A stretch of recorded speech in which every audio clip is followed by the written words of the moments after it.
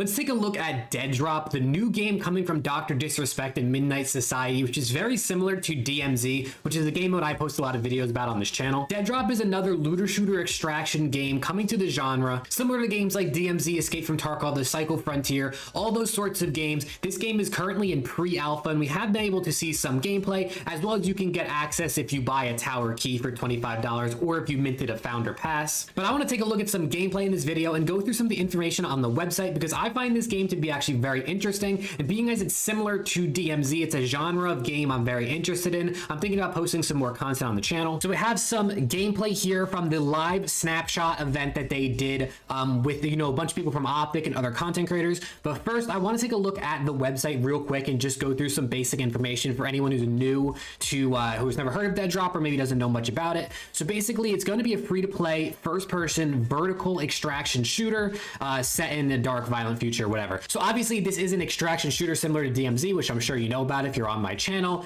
But this one is a vertical shooter. So instead of having a large map like we have with, let's say, Al Mazrah on DMZ, this one is more of a vertical map where there's going to be many different levels, and it's going to have that verticality rather than being horizontal, which is what makes it different. There is going to be PvPvE, so that means you're going to fight other players as well as the environment. So whether that be bots or I'm not exactly sure about what the AI looks like in this game, but there is going to be environmental things that you have to fight, as well as I already said, vertical extraction, and it is going to be on Unreal Engine 5 with ray tracing, so it should look pretty good if you can run this. You're going to have your own player hideout where you can kind of customize it, show off things that you found in raid, or like dog tags of players you've killed, things like that. You're going to be able to customize your hideout, as well as entering the tower. The tower is essentially the DMZ, the map. This is where you're going to be fighting. So the tower, or it's called the refiner state, I believe, has 7 different massive and unique sectors that each have the potential to shut down and shut you in. So there's gonna be like 7 different, I guess, locations within this map. There are world events and things like that that happen that actually affect your gameplay, which is really cool. And then if you want to make it out alive, you have to find an extraction point within a sector before it's taken by a competing raider,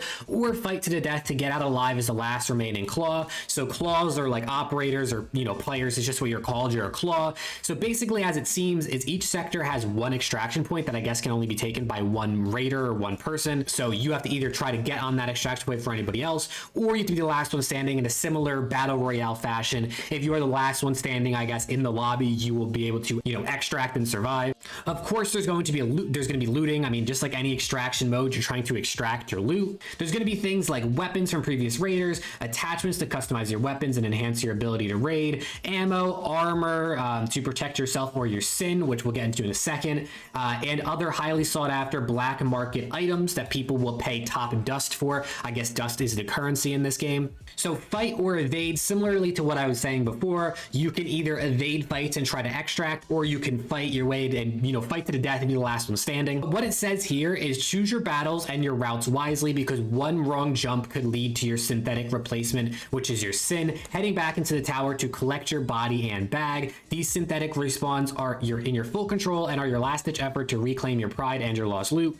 So basically the way this works, I guess, is if you die, you can respawn in that lobby as your sin, your synthetic replacement, and it's basically like having a second life. It's a chance for you to go back, get your loot, and actually extract with that loot. But it does say treat them well because they are limited. So I guess this does mean that maybe there's only a certain amount of sins that you can have. I don't know, maybe there's ways to regenerate these or to get more, but however it might work, there's only a certain amount, but you can go back in and have a second life if you had really good loot on you and you want to save it. And then extracting, obviously, when victory isn't an option, success comes from extracting. You can sneak onto the extraction chopper, fight your way to a giant zip line, or negotiate your way onto the super lift that leads the sector. And then the Deadrop, which is obviously the name of the game, is a mega loot bag awards to the last combatant in the tower. So basically, if you get that victory royale, right, if you're the champion, you're the last one standing, you're going to get the Deadrop, which is the big loot. And then at the end, it says here, you can all extract safely with everything in your bags with a little cooperation between your fellow raiders. So there is proximity chat in this game, so you can actually, cooperate with the other people in the lobby, decide not to fight each other, all extract together and be fine, similar to DMZ or Tarkov. And then, as I said earlier, you can actually get access access right now to the pre-alpha. This is literally before the alpha. This is before the beta. This is before the full build. So this is super, super early access. So when we watch the gameplay in a second, you will be able to see that. So don't take, the gameplay too seriously. So much is going to change before this game releases. As I said, you can get a tower key for $25, or if you could get a referral code from somewhere, you can put that in. But for right now, it seems like your best way to do it is to get a $25 tower key. Real quick, you can see the recommended PC requirements in case you're interested. But let's tune up some gameplay here. This is from the live event that they just did. I believe this was in Arlington, or it might have been in New York. I actually don't exactly know, but you can see here they did it with a bunch of Optic players. This is Dashy that we're spectating right now. So this is kind of a little bit of a look at the gameplay. You can see how vertical the map is, right? Running up these stairs. You can see how much, verticality and openness there is in the map, which can be very different from something like DMZ if that's where you're coming from. You can see right there's a chopper coming in on his left. I'm guessing that is an extract chopper. I only watched a little bit of gameplay, so a lot of this I'm seeing for the first time with you all if you're watching this video along with me. But there's different extract choppers that are marked on his screen right now with how far away they are. You can see there, Hook just killed Crim6 with a pistol, and then you can loot. You see, you open up the backpack, there's all this different loot inside, which you can obviously put on your character and try to loot. I think one thing that most people are skeptical about when it comes to this game is the fact that this is a Web3 game. This does have NFTs in it, and a lot of people, especially within gaming, are very against NFTs. You can see a little bit of gameplay there. A lot of people are against NFTs, and I understand where people are coming from, and I understand the hesitancy when it comes to NFTs, because when you think of NFTs, you're thinking of profile pictures of monkeys, or whatever people were buying and selling for millions of dollars that we saw the huge craze in like 2020, 2021 with NFTs. That's not what this is going to be in this game. It's not going to be profile pictures. It's not going to be useless images that you can just right click and save. This is actually going to be things like the weapons, like the skins, like the different loot that you can buy and sell. So I don't know exactly what the game's going to be like, because obviously it's not out yet, but people who have played Counter-Strike, right, obviously have no problem. They won't have a problem with NFTs because it's a very similar thing. Basically, you just got to think about the utility of it. You can buy and sell items, so if you don't want to use, let's say, that weapon that you use anymore, you can sell it and you can find a new weapon or buy a new weapon. Just think about the utility, and most of all, if you're a gamer and you want to play games, just play the game. Don't worry about the NFTs. It's not going to make or break the game if you aren't buying and selling things.